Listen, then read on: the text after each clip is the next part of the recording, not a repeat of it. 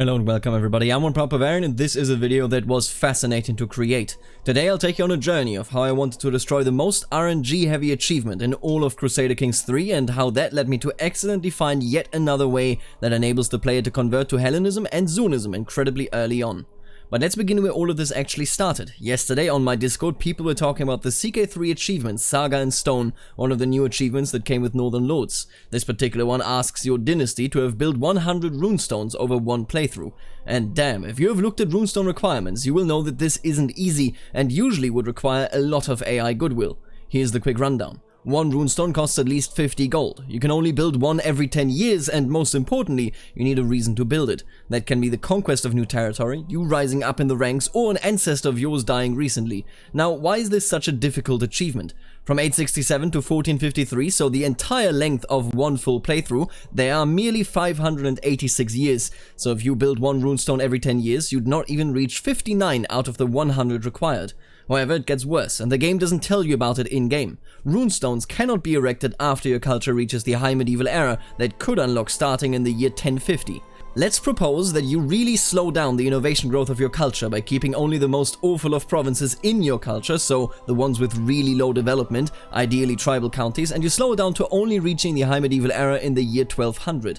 With one runestone every 10 years, provided you have the special reason available when convenient, you'd only reach 33 runestones under these conditions all by yourself. This is why when my Discord started talking about it, I knew I wanted to destroy this achievement. I will always say yes to a good fight if it is against an achievement in which your success is based on RNG and NPCs doing whatever you need them to do. The NPCs, if I read the files correctly, only check whether they fill the requirements to raise a runestone every 3 years, and on top of that only have a 50% chance, if they even fulfill the requirements, to actually take the decision.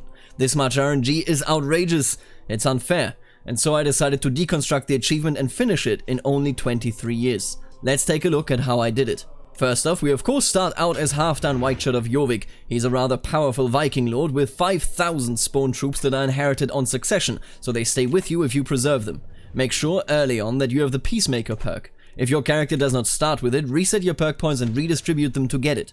Being able to peace out at 90% war score instead of 100% is absolutely amazing. For the rest, I went and invested into medicine, but if you wanted to turn this into a Hellenism run, for example, what would matter is likely the Apostate perk that would let you convert more easily.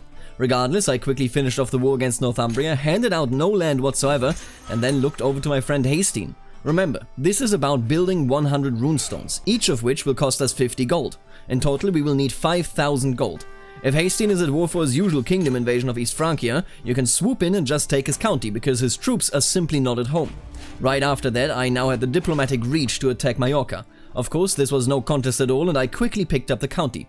Now, just a second ago, I was talking about needing 5,000 gold, and yet I'm conquering land? Well, the plan here is to have a viable raiding rotation. Our two raiding areas are essentially the North Sea and then everything in the Mediterranean Sea. Once I have raided important locations in the North Sea area, the important raid locations in the Mediterranean Sea would have recovered, and I could raid them yet again. Mallorca allowed me to spawn my troops down there without delay and also dropping off loot from any successful raid run. Now, here comes the part that took me around 20 years. Raiding, pillaging, destroying. I want to point several things out. Make sure to utilize any of the raid leaders that reliably spawn when starting a game in Jorvik. Additionally, do not simply raid a region just because you see gold coming in from those particular holdings. Instead, check out in which holdings counts, dukes, kings and emperors have their home. Raiding just those prime holdings will oftentimes give you prisoners. It is of course true that great holdings like Venezia can give you up to 40 bucks right at game start, but even a shoddy count's holding can make you so much more money if you capture the count, their spouse, their children or any of their other relatives. The money in raiding in CK3 is not actually made by raiding the countryside, it is made by taking people hostage and selling them back for a ransom. I additionally specifically focused on realms that were weaker than my massive Viking army and would not challenge me as I raided, or on realms that were stronger, like France, Italy, the Byzantines and the Umayyads, if those stronger realms were at war with their army far away from where I was raiding. Make sure to avoid any and all fights if you can. I did stumble into some fights, and while I won them, they cost me useful and important manpower from my spawned troops. I also never sent out the seller for myself, as that would sometimes let a person that would be worth 100 gold get out of my prison for just 2 gold, as the paying character simply did not have the amount required. I advise that you simply wait for people to send you ransom payment offers and take them then. Last but not least, sometimes the peasants would ask for lower taxes or threaten me with rebellion. I advise you to simply accept the demands of such nature because, well, lower control may give you lower taxes, but our income isn't actually coming from taxes, so it really doesn't matter. In just 20 years I made 5,000 gold. We could have made more if I had raided for longer, but at this point, of course, if you want to build 100 runestones, you only need 5,000 bucks. And now we come to the magic of cheesing this achievement. It became apparent to me when I figured out that the 10-year cooldown after raising a runestone is voided should somebody that has recently erected a runestone lose all of their possessions. This means that if I can manage to get my character away from their titles and then have them regain those titles immediately after, I no longer need to wait 10 years. But wait, how do I even do that? The answer to that is clear: abdication. Now you might think there is no willful abdication in CK3, and you'd be somewhat correct. However, if you attempt to imprison one of your vassals and fail, you will be facing a vassal rebellion. If you then immediately surrender to said rebellion, your character will step down and their primary heir will take over. Of course, being Norse and all that, you have access to the absolutely amazing Scandinavian elective succession type.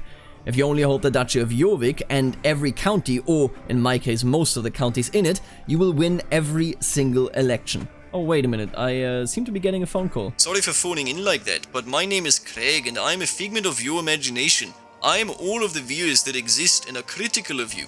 Remember that you mentioned you'd need a special reason to erect a runestone? Death of a family member, Conquest, or raising up in the ranks. Wouldn't that be an issue? I am glad that you would ask this, strawman of a viewer that I just made up. And the answer is of course that this is an issue, but it can be easily overcome. The easiest one of the special reasons that let you raise a runestone is simply to rise up in the ranks. So for example, to go from Baron to Duke, from Count to Duke, or from Count to Emperor. All that matters is that you need to go up at least one rank. I found that it does not work to go from no titles to some titles. So voting someone in that had no titles and then becomes my new ruler after my old one abdicated simply does not let them build a runestone. So what I did was quite a simple solution. I had a barony in the West Riding that I handed out to the person I selected as my heir. They would then rise from being a baron to being a duke and suddenly had a Runestone-Raising. You could also give them an entire county for this. All that really matters is that they need to hold something that is lower than the title that they stand to inherit from you.